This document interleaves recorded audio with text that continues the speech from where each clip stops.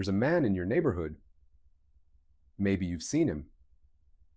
He drives a 10-year-old Honda, wears the same jacket he bought 5 years ago, and packs his lunch every single day. You probably feel a little sorry for him. You shouldn't. He has $1.4 million sitting quietly in his retirement accounts, and he has no intention of telling anyone. This is not a story about tech billionaires or hedge fund managers.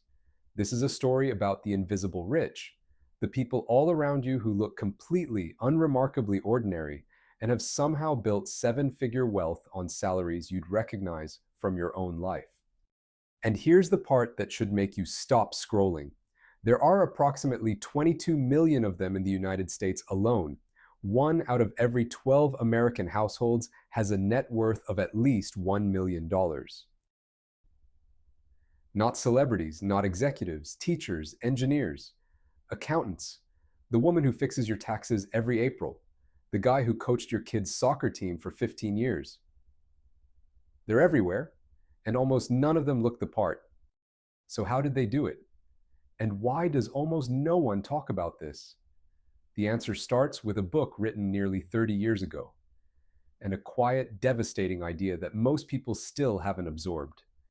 In the 1990s, a researcher named Thomas Stanley spent years visiting upscale neighborhoods, knocking on doors in expensive zip codes, fully expecting to find millionaires.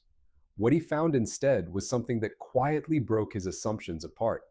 The people in the big houses, driving the luxury cars, wearing the designer watches, most of them weren't wealthy.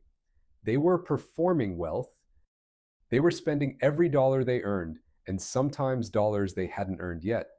The actual millionaires lived somewhere else. Quieter streets, modest houses, ordinary cars. Stanley called his book The Millionaire Next Door, and the title wasn't a metaphor. It was a description. He introduced a concept that sounds simple but cuts deep.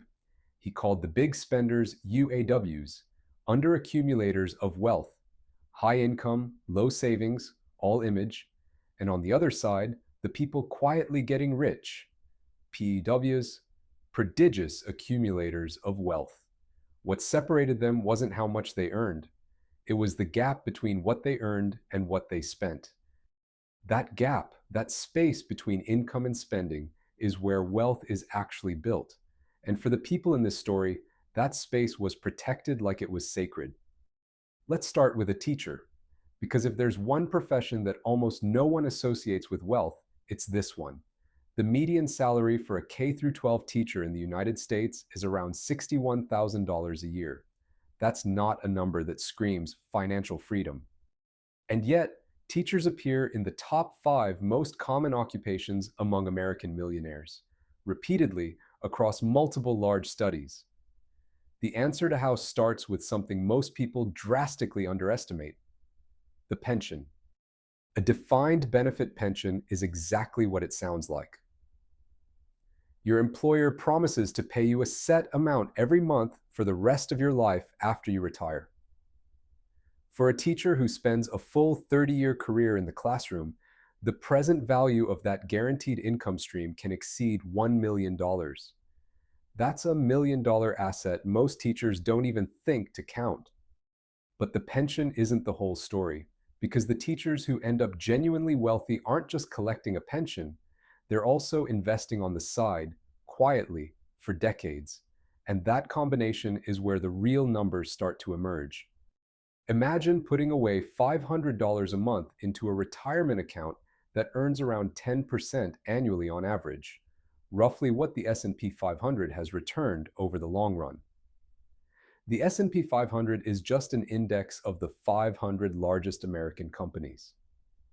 You buy a tiny piece of all of them at once. After 30 years of consistent contributions, that $500 a month quietly becomes over $1 million. The teacher who starts at 25 and never touches it retires at 55 as a millionaire, on $61,000 a year. That sentence deserves a moment to land. Now, let's talk about engineers. Civil engineers in the United States earn a median wage of just under $96,000 a year. Comfortable, but not extravagant. And engineers as a group are famously uninterested in appearances. They tend to optimize. They read the fine print. They run the numbers. And the numbers, if you let them run long enough, do something almost impossible to believe until you've seen it yourself. This is compound interest, and it is the closest thing to a financial superpower that exists.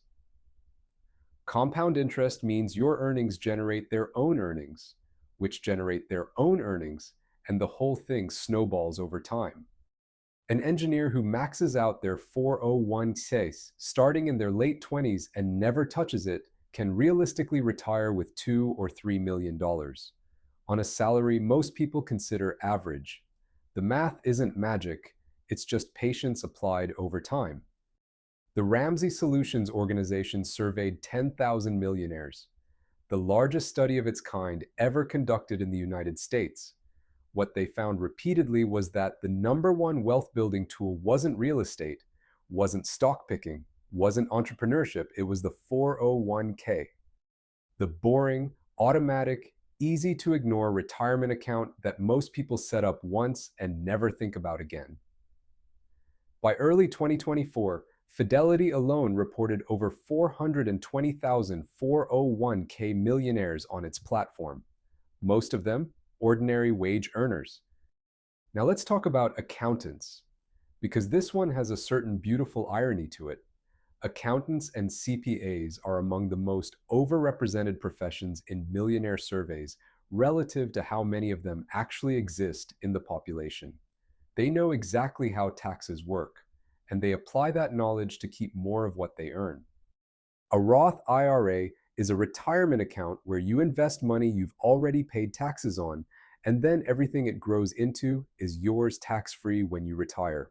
For a 25-year-old who contributes the maximum every year, the tax-free growth alone can amount to hundreds of thousands of dollars saved by retirement.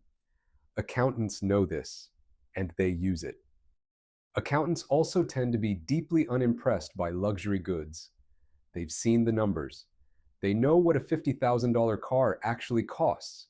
Not just the sticker price, but the insurance, the depreciation, the opportunity cost of what that money would have grown into over 30 years. They tend to drive something sensible. In the original Millionaire Next Door research, 37% of millionaires surveyed drove used cars. And the typical millionaire in the Ramsey study lived in a house valued under $500,000. These weren't people making sacrifices. They had simply stopped performing wealth for an audience that wasn't watching anyway. Then there are the small business owners. And this is where the story gets a little more complicated and a lot more interesting.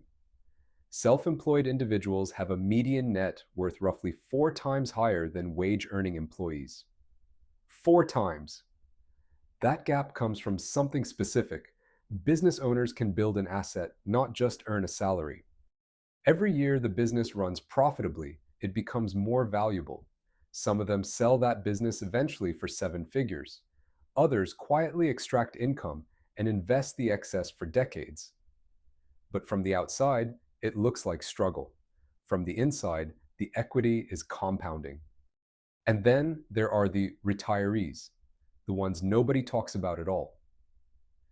The Federal Reserve's data shows that the mean net worth for American households aged 65 to 74 was approximately $1.79 million. For an age group we tend to picture as financially fragile. This generation lived through one of the greatest wealth-building periods in American history. They bought houses that tripled in value. They held stocks through every crash and watched them recover and climb higher. They didn't panic sell in 2008. They kept contributing. Time did the rest. Time. Here is something the Ramsey study found that should genuinely rewrite how you think about wealth in this country. 79% of US millionaires received no inheritance whatsoever. None. Not a cent from family. They started with whatever they earned and built from there. and only 31% of them ever averaged $100,000 a year in household income across their careers, meaning the majority of American millionaires built seven-figure net worths on incomes most people would consider ordinary, or even modest. The median millionaire took 28 years to get there. Not a windfall, not a lucky investment, not the right birth family. 28 years of showing up, investing, not spending money they didn't need to spend, and letting time do the compounding. There's a phrase that lives at the heart of this story. Stanley noticed something about high-income earners who never became wealthy. They were great at looking successful. Expensive cars, designer clothes, impressive addresses.